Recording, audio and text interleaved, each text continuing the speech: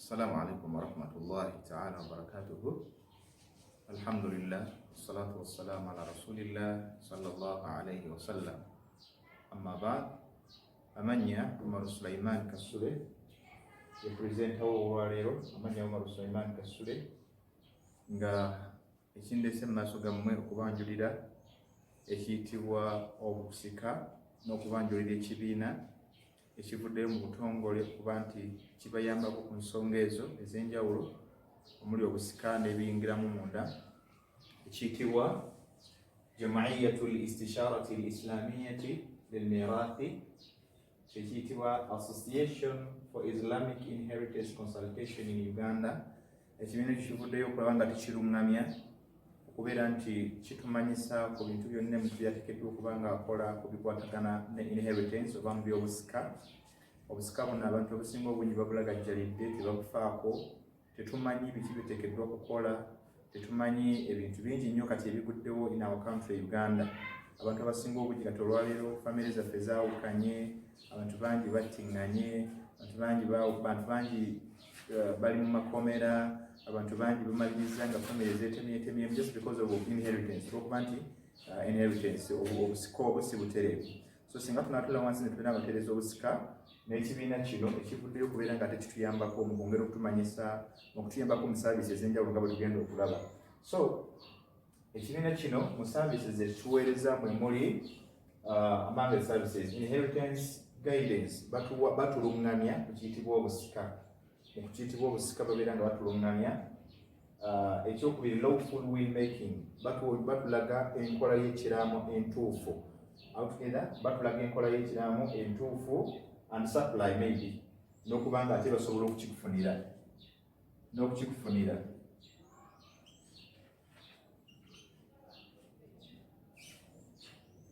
bakulaga enkola y'ekiraamo entuufu n'okuba nga ate basobola okukifunira ekiraamo. For example, yakubalagako kye bayita ekiraamo today.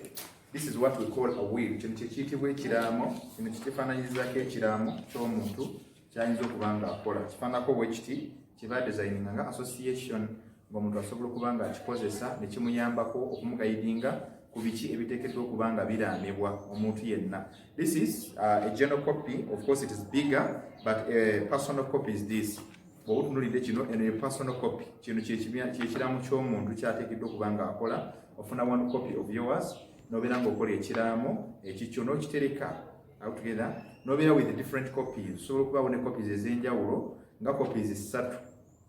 N'obeera nga copies zino can you decide to retain a copy, oyinza okusigazaawo copy oba copy endala n'ogiwa abantu beeweesiga obulungi including a situation. So ebyo birimu mirimu gye bakola okubola ebiraamo n'okuba nga basobola okubikutuusaako at a cost, small cost, ku kasente akatini ennyo. Ate ekyokusatu kye bakola lawful will implementation. Omuntu aba amaze okulaba ebintu by'alamye nga biri lawful, because nga baba bakugayidinze n'obeera ng'olamye kyekiraamo ky'olamye nga kiri mu mateeka. Otwogera ku lawful implementation kitegeeza will implementation tuba tutegeeza ekiraamo ky'omuntu ky'aba alamye nga goberedde amateeka ag'emirundi ebiri. That is amateeka ag'ensi mw'owangaalira, laws of your country and then the laws of Sharia, n'amateeka ag'eddiini ey'Obusiraamu. Kyetugambye ekiraamo ekyo oba olina ebintu by'olamye ng'olina ebintu byagala bakukolera oluvannyuma lwo, these people can take portion, can take part. Basobola okuba nga bayamba okuba nga okola ki, bakuyamba ku nsonga efaanana bwetyo. Ekyokuna property distribution. Abantu bano bolaba bagaba ebyobugagga eby'abantu, emigabo, okutuusa abantu ku migabo gyabwe according to Quran, nga bagoberera Quran nga bwe yagaba, because ebintu bino ebyobugagga tukimanyi bulungi nti Quran kennyini Allah tabarakahu wa ta'ala yetwala obuvunaanyizibwa okubigaba, n'atulaga abasika, n'atulaga n'emigabo gyabwe. So abantu bano abakibiina kino ekiyitibwa Association for Islamic Inheritance Consultation baavaayo okulaba nti batuukiriza ekintu ekyo nga basinziira ku Quran and the hadiths of the Prophet Muhammad sallallahu alaihi wasallam, ne hadiths za Nabbi sallallahu alaihi wasallam, wamu ne ijma from the scholars of Islam, n'okwegattako abamanyi ku bintu byebegattako as per inheritance is concerned, nga inheritance bwekola ki bweri. Ekirala kye bakola Islamic affair teachings, basomesa obusiraamu in general, si busika bwokka naye ng'ekikulu nnyo is basing on what, on inheritance, babesinze nnyo ku busika olw'ensonga nti it is one of the abandoned knowledge.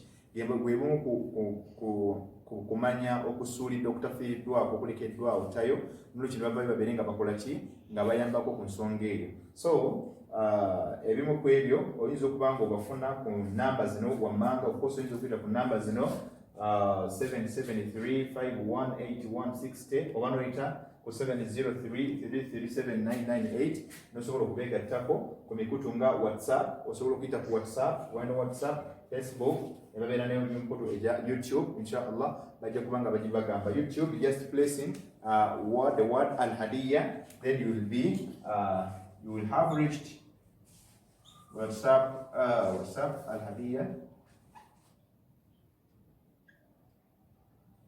Otekamu buteesa akagambo Al-Hadiya nobeera nga bwotyo otuuse ku misomo egiyitibwa inheritance, noba nga osobola okuba nga tofuna guidance emala ku bintu ebifaanako bwe bityo. Eno ye Hadiya Islamic, eno yeyitibwa Association for Islamic Inheritance Consultation in Uganda, yevuddeyo okuba nga ate etuyamba ku nsonga efaananako bwetyo. Nolwekyo mbakubiriza bannange mwenna abali eyo twewala ebintu bino byemmanga, weewala okufa nga tolaamye, weewala okufa nga tolaamye. You know our country, ensi yaffe mugimanyi, n'obusiraamu bwayo mubulaba, abantu mulaba ebintu bye bakola ebitali lawful in Islam, ebintu ebiri ebweru w'amateeka g'obusiraamu. Lwaki? Kubanga omuntu waba tafudde baddembe okukola kye baagala, naye ate gwe olina ebintu by'oyagala. So okulamako kintu kikulu nnyo, ebya guidance gy'olewolekedde bano abantu okuba nga bagituukiriza naddala ngeri lawful. Singa bajawukanako, Allah tabaraka wa ta'ala yabasuubiza repercussions embi ennyo abantu abo, basuubiza ebibonerezo eby'amaanyi abakyusa ekiraamo ky'omuntu naddala nga kiri lawful, nga kikwatagana n'amateeka nga bwe gaba gakola ki, nga bwe gatambula. Tulaame. Ekyokubiri, tukubirize nnyo abantu okubeera nga okulama kwabwe baleme kufuuka kizibu ate obutalaama, kubanga buli lwotalaama ate kifuuka oluusi kizibu, ate buli lwolama era oluusi nakyo kifuuka ekizibu. That means ng'olambye ebintu naye ate nga bili contradictive with the laws of Islam and together the laws of the country. Amateeka g'ensi n'amateeka g'eddiini bwe gabeera nga gakontanye mu kiraamo kyo, manya nti era olese buzibu eri abantu. Waliwo abajja biwagira, waliwo abatajja biwagira. Waliokuusi okubeera enjigiriza wamu n'amateeka nga bwe gakola ki, nga bwe galagira. Ekyokubiri, ekyokusatu kyembakubiriza, ebintu nga bino omufuwa by'abaalambye bibeera nga biri lawful, tugezeeko okuba nga tubituukiriza, tuleme kubeera nga tulyazaamaanya oba okweryazaamaanya ffeffe nnyini. Ebintu byonna by'abaalambye nga biri mu mateeka, ng'omuntu anaaba afunye ku kirambo ekireeteddwa this association n'obeera ng'okitunamu bulungi, kijja kuba kikuwa guidance buli wantu wonna bweteekeddwa okulaama. Ebintu ebyo singa babifuniddwa omuntu kiba kirungi nnyo nabeera ng'abimplementinga nga omuntu abaalambye bw'abakoze eki, bw'aba abirambise. Ekirala, abantu omuntu bw'aba nga afudde alina ekiraamo naddala mu bintu byonna ekisinga okuba kitulabula nti ebintu ebyobusika bino tubigabanyiza tutya, tukoze tutya. Okugabanya si kuko, Allah yekennyini yagabadda. Bw'oleeta buleesa abantu abalina knowledge on that babeere nga bakuyambako, basobole okubeera nga bakola ki, nga bakulaga ebintu ebyo, bakulaga bakwanjulira ebintu ebyo n'engeri birina okutambulamu. N'ekirala, tuleme kukereesa nnyo okugaba bintu by'abantu, kuba buli tubikereesa ebizibu bye biba biddako. N'olwekyo ebintu ebyo tugabe emigabo ng'abantu Allah subhanahu wa ta'ala bwe yajabawa, tuleme kuba nga tukereeza, kubanga omuntu okuvaawo kati kiyinza okufunisa emisango oba oluusi. Tugezeeko nnyo okuba nga tutuukiriza ebintu by'abantu. Okulamba kintu kikulu, okulamba tekitegeeza nti ensi ogenda kufa. Ne bw'olama olwale, ne bw'onaaba tolaamye, kubanga teriyo agamba nti ze mbasiraamye ejja kusigala nga ndi mulamu. There is no guarantee on that. Tewaliwo kaseera konna kugamba olina abulidde ka. So n'olwekyo omuntu oteekeddwa okuba ng'olama, kubanga okulama kikulu nnyo, kiwa guidance eri abasigadde. Ate ekyokubiri, n'okulamako kuno kuleme kufuuka kizibu eri abantu. Awo tugenda n'ababalambidde muleme kufuuka ekizibu eri omufu. Tugezeeko ffenna okulaba nga tuyambagana, kubanga munnaffe gy'alaga tagenda kulyayo mmere, munnaffe gy'alaga tagenda kubanga alina kyakolayo ekirala, okuggyako kubanga era naye akola ki, naye yeetaaga essaala okuva gye tuli n'okuba nga tukola ebyo ebiroofu byakola ki, byalikaalaami.